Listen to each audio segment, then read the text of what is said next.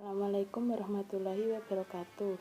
Saya Amelia Ainunahar akan mempresentasikan tugas PPKN yang berjudul Persatuan dan Kesatuan Bangsa pada masa Republik Indonesia Serikat tanggal 27 Desember 1949 sampai dengan 17 Agustus 1950.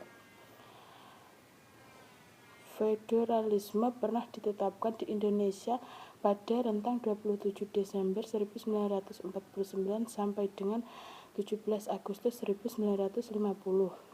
Pada masa ini yang dijadikan sebagai pegangan adalah Konstitusi Republik Indonesia Serikat tahun 1949.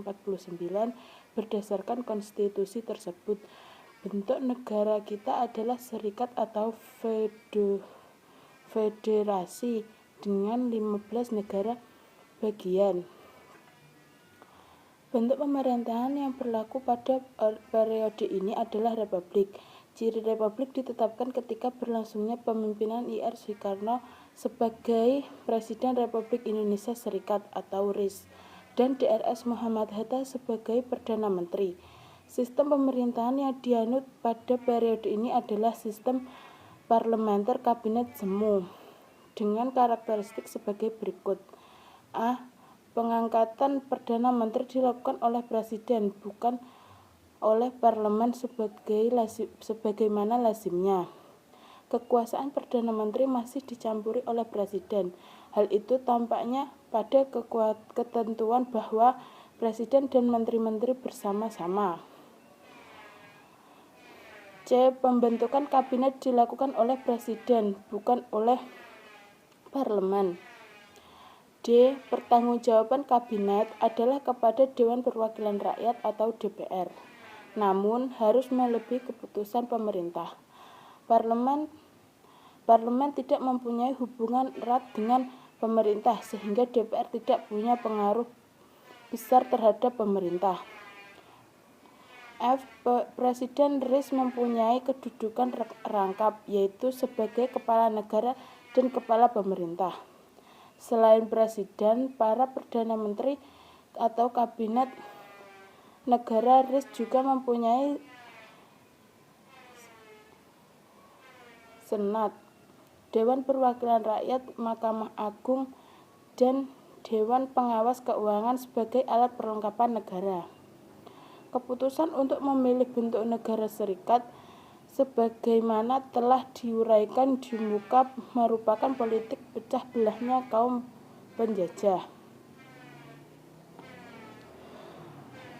Muncul berbagai reaksi dari berbagai kalangan bangsa Indonesia menurut pembubaran negara RIS dan kembali kepada kesatuan NKRI. Maka pada 8 Maret 1950, pemerintah federal mengeluarkan undang-undang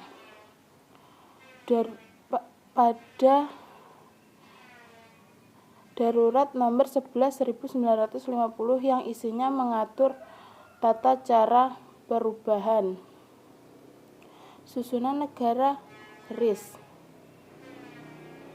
Bagaimana pengaruh kondisi seperti itu terhadap RIS sendiri? Kondisi itu mendorong RIS berundingan dengan pemerintah RI untuk membentuk negara kesatuan. Pada tanggal 19 Mei 1950 dicapai kesepakatan yang dituangkan dalam Piagam Perjanjian. Pada tanggal 17 Agustus 1950, Konstitusi RIS diganti dengan Undang-Undang Dasar Sementara tahun 1950. Sejak saat itulah pemerintah menjalankan pemerintahan dengan menggunakan Undang-Undang Dasar Sementara 1950. Pada masa Republik Indonesia Serikat juga terdapat gerakan-gerakan separatis yang terjadi beberapa wilayah Indonesia, di antaranya Gerakan Angkatan Perang Ratu Adil APRA. Gerakan APRA dipimpin oleh Kapten Raymond Westerling. Gerakan ini didasari oleh adanya kepercayaan rakyat akan datangnya seorang Ratu adil yang akan membawa mereka ke suasana aman dan tentram, serta memerintah dengan adil dan bijaksana. B. Pemberontakan Andi Aziz di Makassar. Pemberontakan di bawah pimpinan Andi Aziz ini terjadi di Makassar, diawali dengan adanya kekacaman di Sulawesi Selatan pada bulan April 1950. C. Gerakan Republik Maluku Selatan atau RMS. Pemberontakan RMS dipimpin oleh Mr. Dr. Christian Robert Stephen Soumokil yang menolak terhadap pembentukan Negara Kesatuan Republik Indonesia dan memproklamasikan Negara Republik Maluku Selatan pada tanggal 25 April 1950.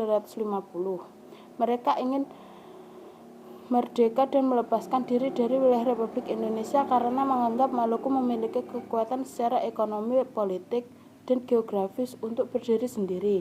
Penyebab utama munculnya gerakan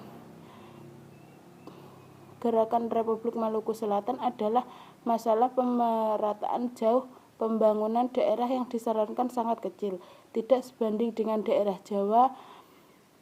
Pemberontakan ini dapat diatasi melalui ekspedisi militer yang dipimpin oleh Kolonel A.E. Kawilarang atau Panglima Tentara dan Teritorium Indonesia Timur. Melalui ekspedisi militer, beberapa wilayah penting dapat dikuasai seperti Maluku, Ambon, dan sekitarnya, sehingga beberapa anggotanya banyak yang melarikan diri ke negeri Belanda. Sekian dari saya. Bila ada kurang lebihnya saya mohon maaf. Wassalamualaikum warahmatullahi wabarakatuh.